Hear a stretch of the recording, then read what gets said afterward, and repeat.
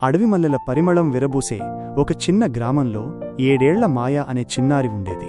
మాయకు బొమ్మలంటేనో రంగురాళ్లంటేనో ఆసక్తి ఉండేది కాదు.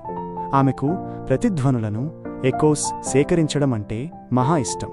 ప్రతిరోజూ సాయంత్రం ఆమె అడవి చివరన ఉన్న ఒక పాత కోటర వృక్షం తొర్ర ఉన్న చెట్టు దగ్గరికి వెళ్లేది.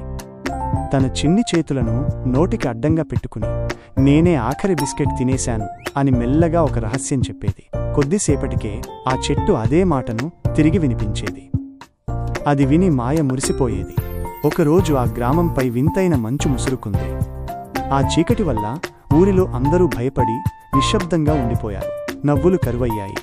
అప్పుడు మాయ తన గాజుబుడ్డిని తీసుకుని పరుగున ఆ చెట్టు దగ్గరికి వెళ్లి గట్టిగా ఇలా అరిచింది. సూర్యుడు వస్తున్నాడు, వెలుగు వస్తోంది. ఆ ఆశావహమైన మాటను తన ప్రతిధ్వని ద్వారా సేకరించి ఆ గాజుబుడ్డిలో భద్రపరిచింది.